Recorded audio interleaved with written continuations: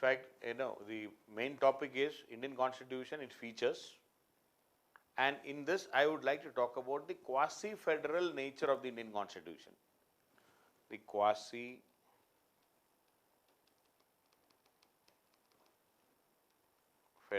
nature, or those provisions which make Indian Federation quasi-federal, or provisions which make Indian Federation quasi-federal. So, as I mentioned in the other videos, constitution makers call Indian Constitution as federal in nature. But independent experts refuse to call it as federal because it is diverted, or rather it is not similar to the American system. There is a lot of difference. So, independent experts refuse to call Indian Federation as federal, and they call it as quasi-federal, because there are various provisions or many provisions in the Constitution which are not strictly federal in nature. Even though Indian Constitution has all the 5 essential characteristics, no doubt, of that division of power, then written constitution, supremacy of the constitution, rigidity of the constitution, authority of the courts, but still it is not strictly federal. So, why Indian Constitution is termed as quasi-federal? It is because there are certain provisions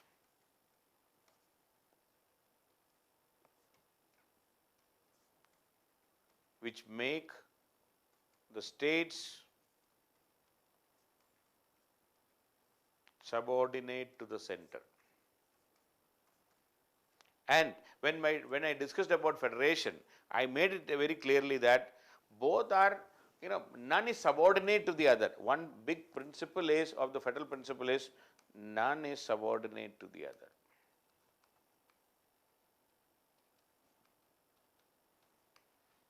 The original principle is none is subordinate to the other. Both are coordinate and independent of each other. But now we are saying that yes, is the state in many cases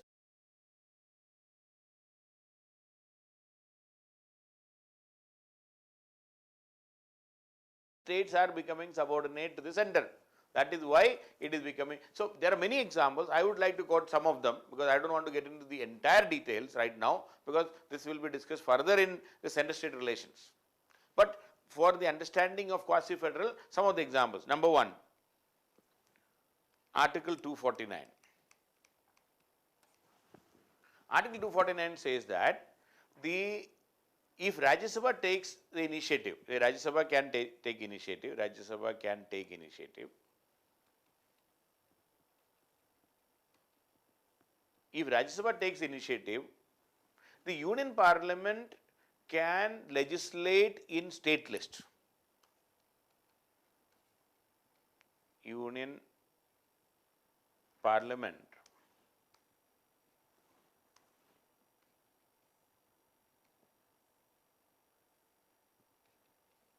can legislate in state list, because see, please understand, this is the crux. We have given 61 items to the states, saying that it is your baby, you decide whatever you want, you make law. But now, if Rajya Sabha can initiate, Union Parliament can legislate in the state list. And that means they can make a law in the state list. But this law will be valid for 1 year at a time. 1 year at a time. That means after 1 year, the Parliament can again make the law, the same law. It can continue for any number of times if they want. But only thing is that Rajya Sabha should pass it first, that too with a special majority. Special majority is required. I am not getting into the details of that 249. My discussion here is how the state becomes subordinate. So now what is happening? Union is making a law in the state list.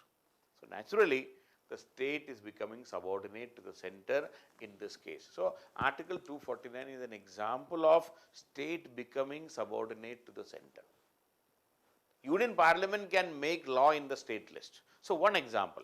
Number 2, article during national emergency. Okay, during national emergency, Article 352,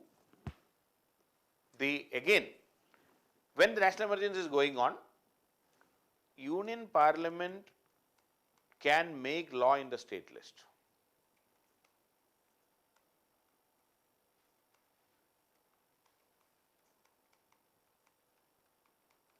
Union Parliament can make law in the state list.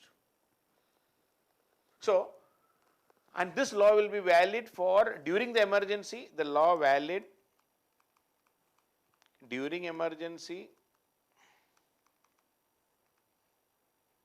plus 6 months after, plus 6 months after the emergency is withdrawn.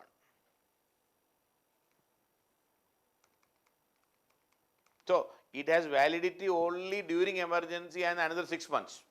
But still, who is making the law in the state list? Union Parliament can make law in the state list. This is the problem. States are becoming subordinate to the center. State have no role when national emergency is going on. Just see. Similarly, another one. During state emergency, when there is a Article 356, during Article 356, the Union can dismiss the state government. Union can dismiss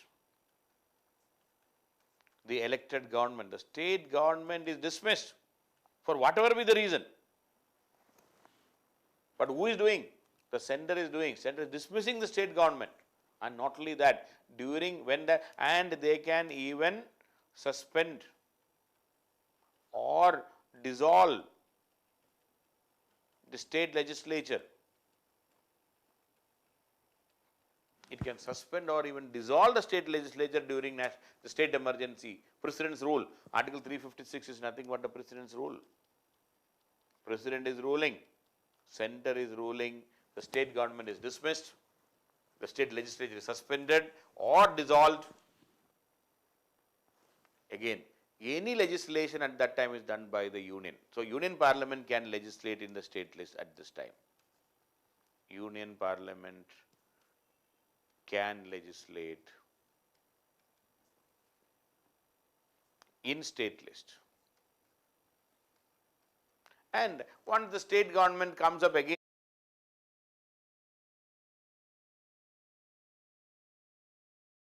once the new state legislature comes, they will have to pass it again to. So, during the president's rule, the Union government, Union Parliament will decide, and Union is superior and states are inferior. Article 356.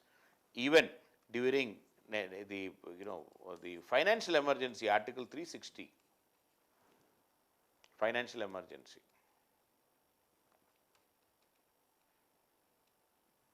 Again, the same situation.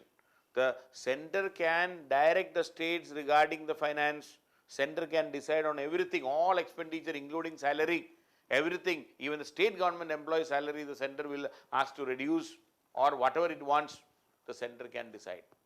Financial emergency, the center will, center will guide, center will give orders, and states have no choice. State becomes subordinate to the center. The emergency time. Now, there are many more. For example, say Article 3, reorganization of the states.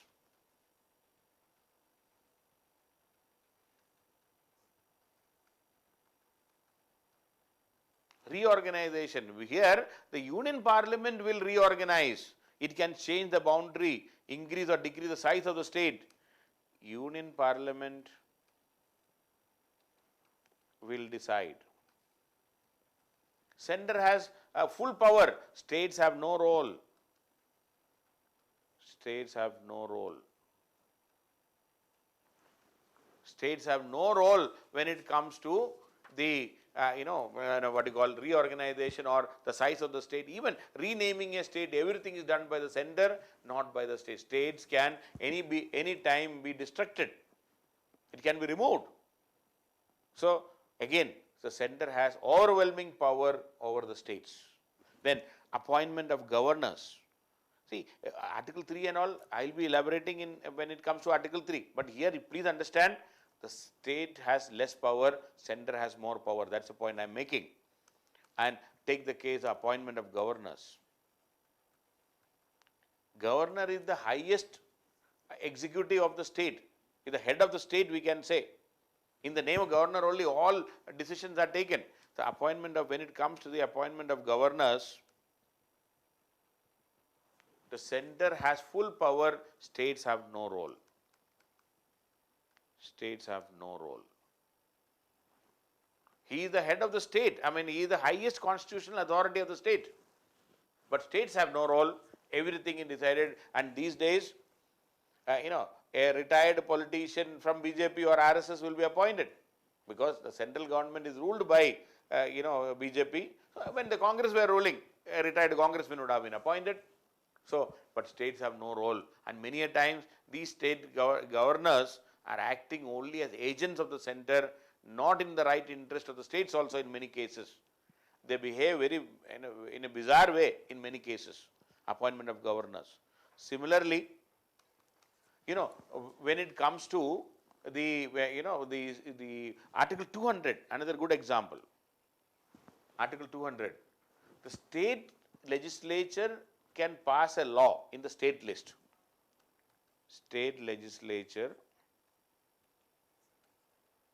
pass a law in state list. But the governor may not sign. The governor can reserve that bill for president's assent. The governor can reserve the bill for president's assent. Governor can reserve the bill for president's assent. When the governor reserves the bill for president's assent, and the president can even reject the bill, the president can even reject the bill. Absolute veto. So that means ultimately what is happening? The states are told to make the law in the state list, but ultimately the state failed to. Even states are not having the full freedom in deciding on that. The center is deciding. Center may even reject the bill which is passed by the state legislature within that 61 items given to them. So the states are becoming subordinate to the center.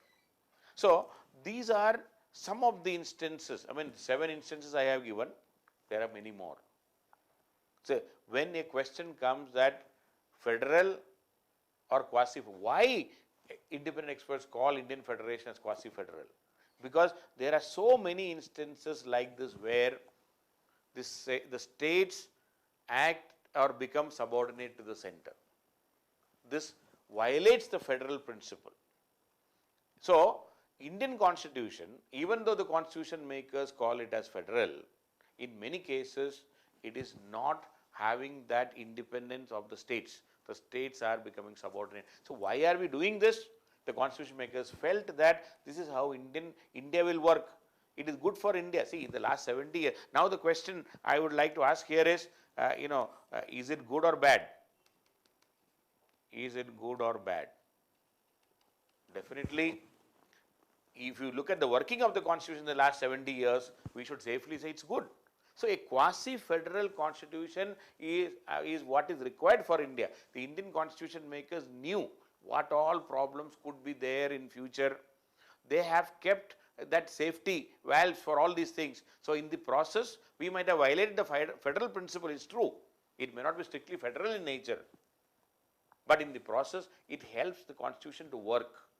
So many of these provisions may be violative of federal principle, but still it is good for India, because that is what is helping us moving the country, such a diverse country with so much of problems, with so much of inequalities, with so much of diversity and, most importantly, the economic inequality, the social inequality, how to survive, how to ensure that this country works and move forward. That movement forward is achieved through this quasi-federal constitution. So, quasi-federal constitution is not a bad idea. But in an academic point of view, when you look, is it strictly federal? No, it is not strictly federal. It is quasi-federal, but that is what is good for India. That has been proved by the working of the constitution in the last 70 years. But yes, there are instances of conflict. Sometimes we feel that center is overdoing or over exercising its power. So that is where Supreme Court is always there. We can go to the Supreme Court, the states can complain to the Supreme Court, and the Supreme Court can give a verdict. But of course, we expect Supreme Court to work independently. But unfortunately, these days, Supreme Court is also behaving as if they are complying with the orders of the center only. So if that situation continues, it can be a problem. But otherwise, in general, in the last 70 years, Supreme Court acted very independently. It always helped in protecting the rights of the states. But definitely, yes, this is a quasi-federal constitution. In extraordinary circumstances, the states act as, or states become subordinate to the center. That is why Indian constitution is known as a quasi-federal constitution.